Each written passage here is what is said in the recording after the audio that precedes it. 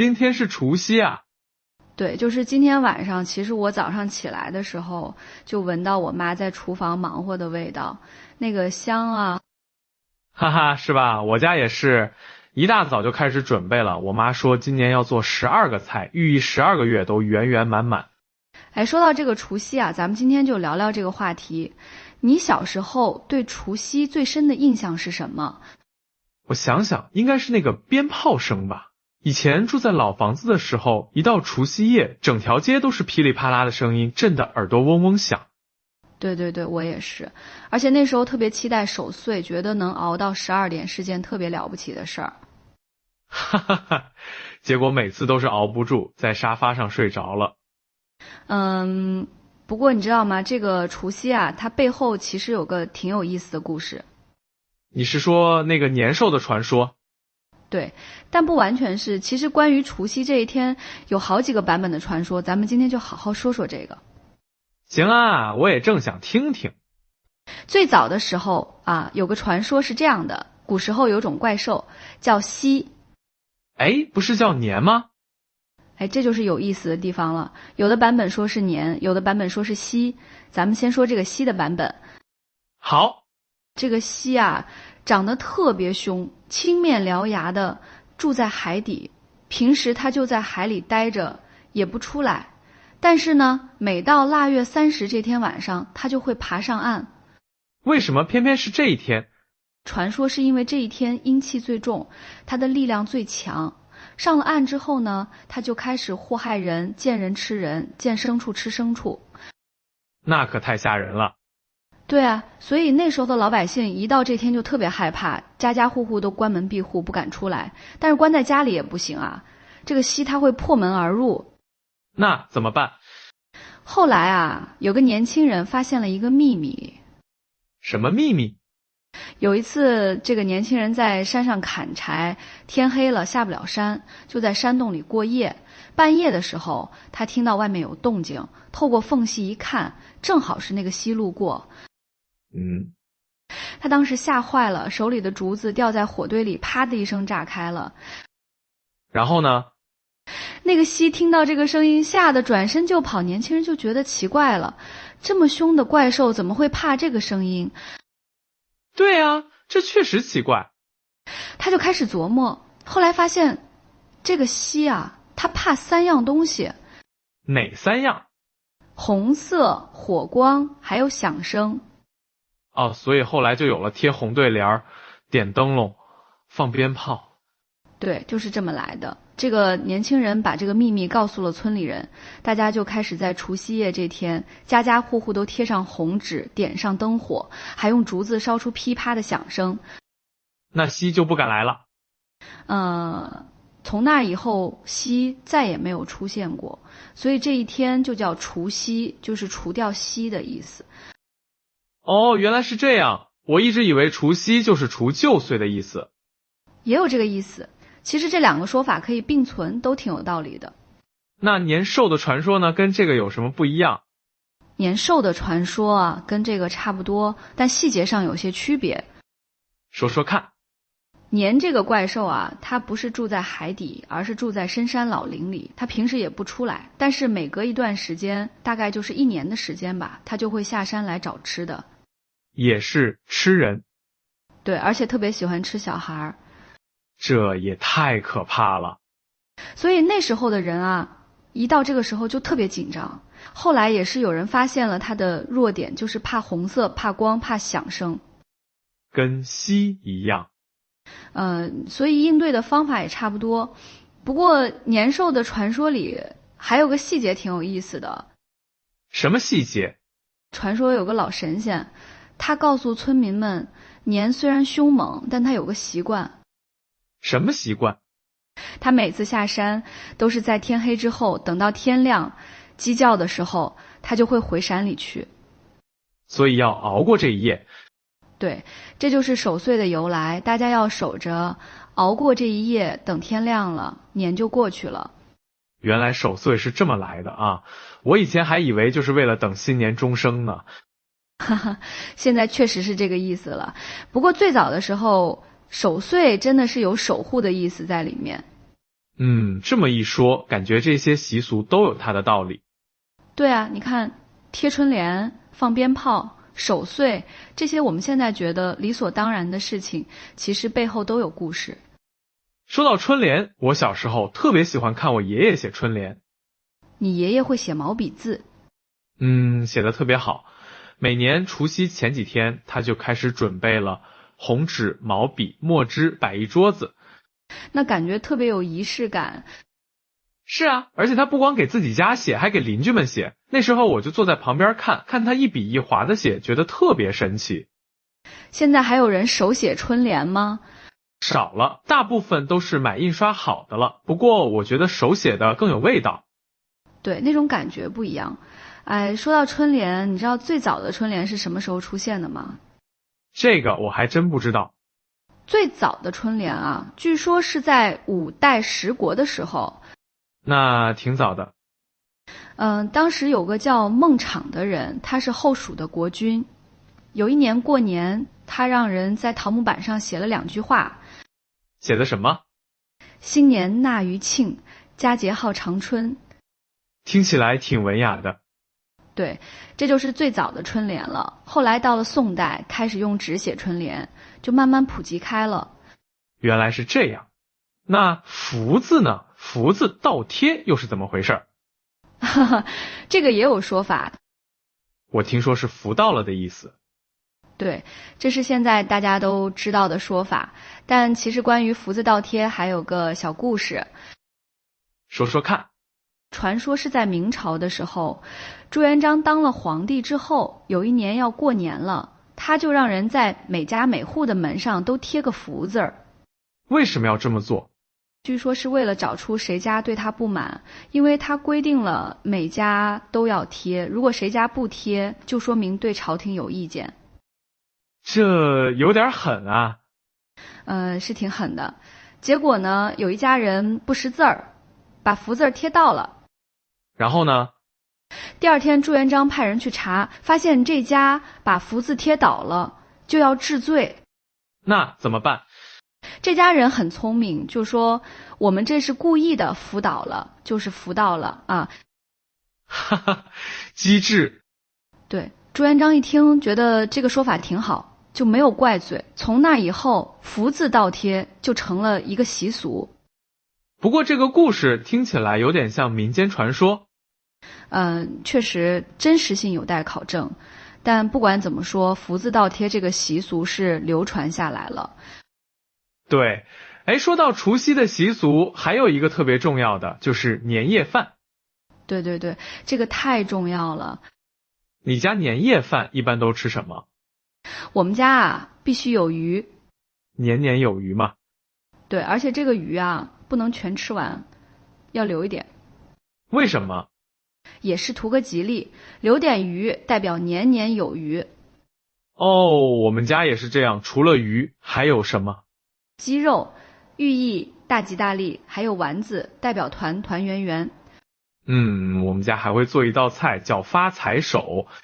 发财手那是什么？就是猪蹄呀，寓意发财就手，来年顺顺利利。哈哈，这个好。对，而且我妈做的特别好吃，炖的软烂，一咬就脱骨，听着就流口水了。不过说实话，现在的年夜饭跟以前比，感觉有点不一样了。怎么说？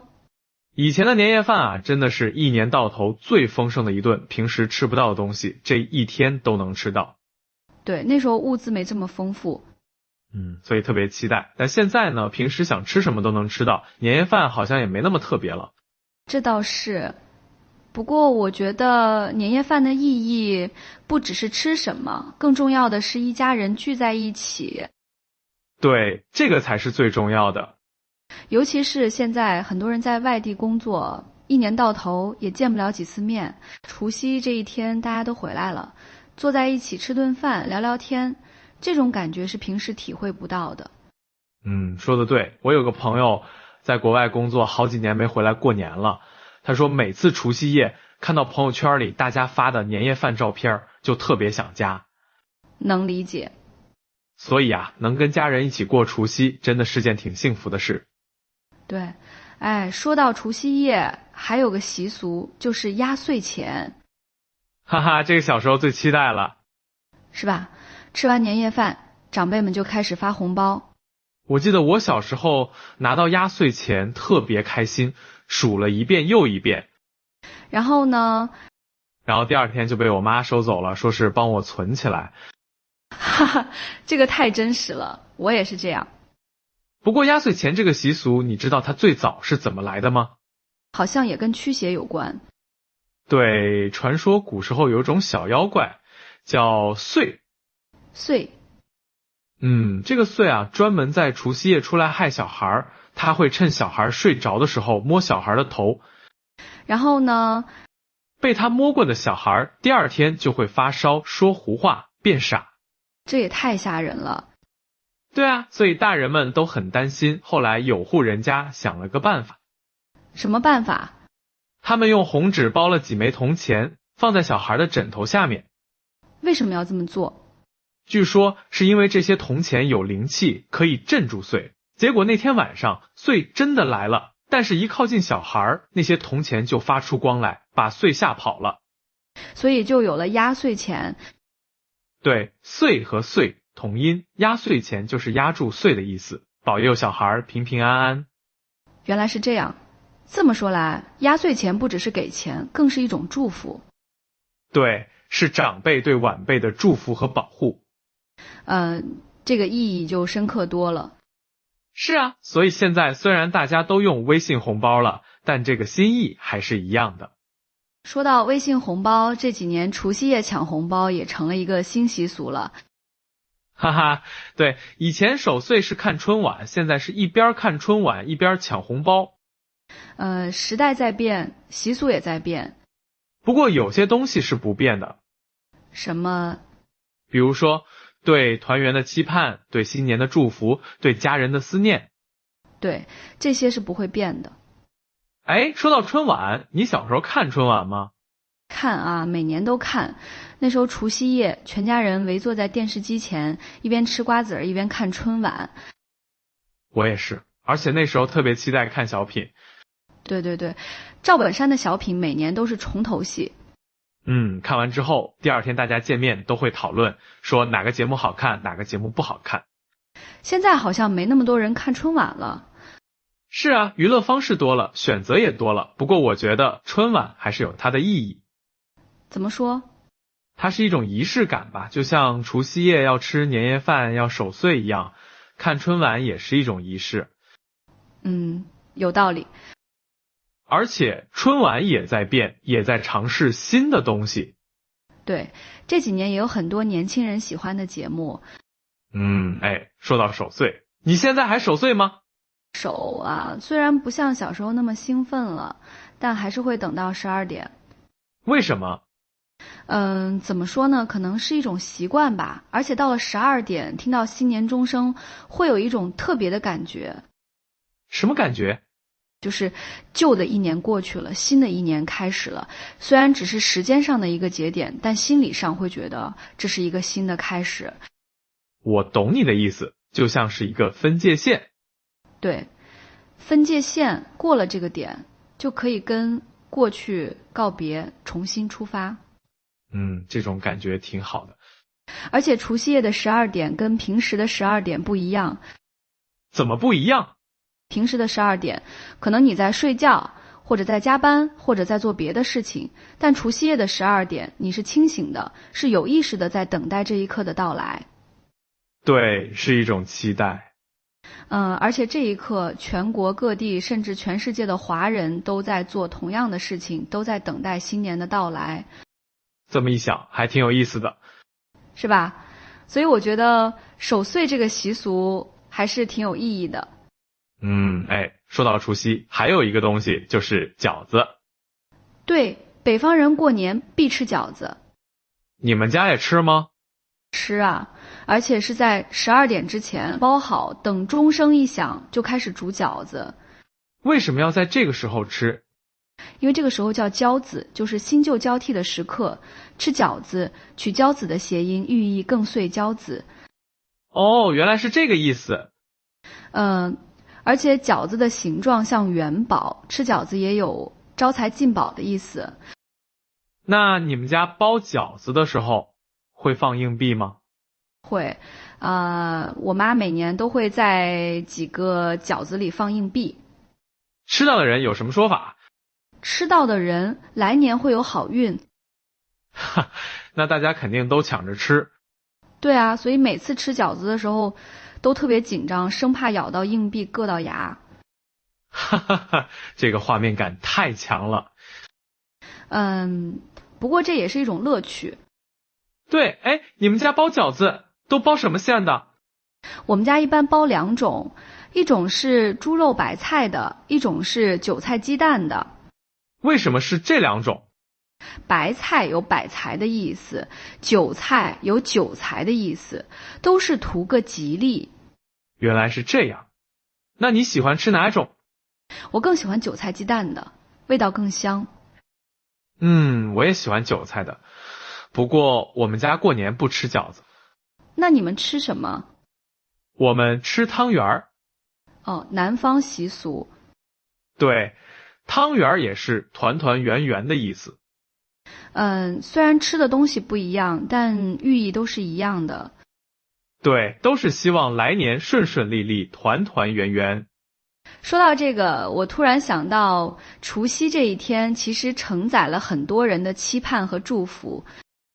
怎么说？你看，不管是贴春联、放鞭炮、吃年夜饭守岁，还是发压岁钱、吃饺子，这些习俗背后都是人们对美好生活的向往。对，是一种希望。希望新的一年平平安安，希望家人健健康康，希望事业顺顺利利。这些都是最朴素的愿望。对，但也是最真实的愿望。而且我觉得除夕这一天不只是一个节日，更是一种情感的寄托。怎么讲？你想啊，一年365天，大家都在忙工作、忙学习、忙生活，很多时候都没时间停下来，好好陪陪家人，好好想想自己想要什么。但是到了除夕这一天，所有人都停下来了，不管你在哪里，不管你在做什么，这一天你都会想办法回家跟家人团聚。对，这就是除夕的意义。它给了我们一个机会，一个停下来的机会，一个回家的机会，一个跟家人在一起的机会。说得好。而且在这一天，大家会放下平时的烦恼和压力，专注于当下，专注于跟家人在一起的时光。对，这种时光是很珍贵的。因为你不知道明年的除夕，大家还能不能这样聚在一起。这个有点伤感了。哈哈，不是伤感，是珍惜。正因为不确定，所以更要珍惜当下。你说的对。所以我觉得除夕这一天最重要的不是吃什么做什么，而是跟谁在一起。对，跟家人在一起，这才是最重要的。说到家人，我想起一个事儿。什么事儿？我有同事，他家在外地，每年过年都要坐10几个小时的火车回家。那挺辛苦的。对，而且春运的时候，火车票特别难买，有一年他没买到票，就站了一路回去。站了10几个小时。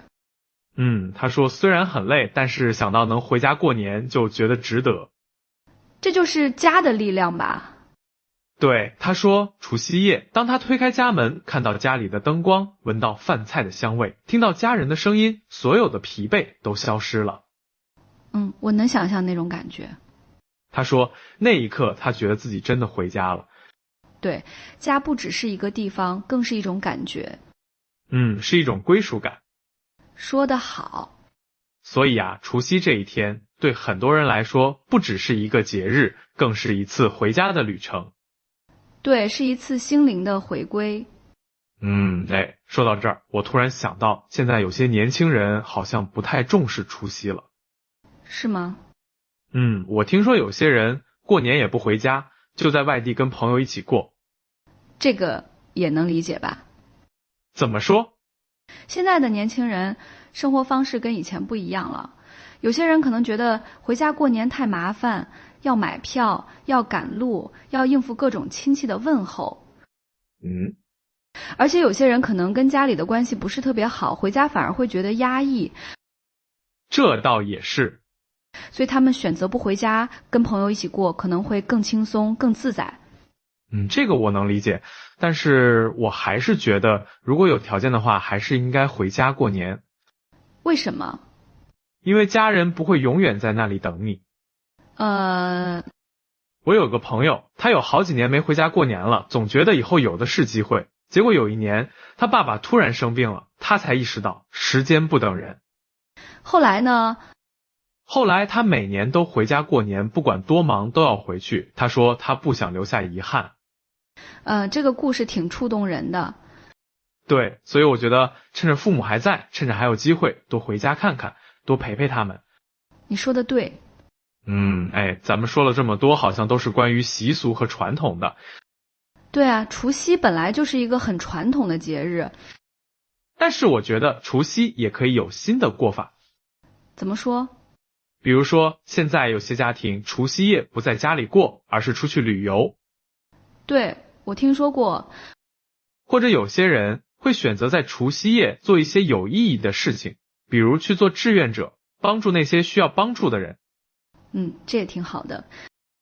对，我觉得除夕的意义不在于你做什么，而在于你用什么样的心态去迎接新的一年。说得好。如果你是带着感恩的心，带着对未来的期待，那不管你在哪里，不管你做什么，都是有意义的。对，心态最重要。说到新年，你有什么新年愿望吗？我希望新的一年身体健康，工作顺利吧。这个愿望挺实在的。其实也没什么特别的，就是希望平平安安，顺顺利利。你呢？我也差不多，希望家人健康，自己能有所成长。这些都是最朴素的愿望，但也是最重要的。对。说到这儿，咱们今天聊的也差不多了。时间过得真快。是啊，最后咱们也祝大家新年快乐，阖家幸福。对，希望大家在新的一年里都能实现自己的愿望，过上自己想要的生活。也希望大家能珍惜跟家人在一起的时光，好好享受除夕夜的团圆。对，不管你是在家里吃年夜饭，还是在外地跟朋友一起过，都希望你能感受到节日的温暖和喜悦。除夕夜是一个结束，也是一个开始。对，让我们一起告别旧的一年，迎接新的一年。好，那咱们今天就到这儿吧。如果你觉得今天的内容还不错，可以分享给你的朋友。对，让更多人了解除夕的故事和习俗。好，那就这样，祝大家除夕快乐，新年快乐，拜拜，拜拜。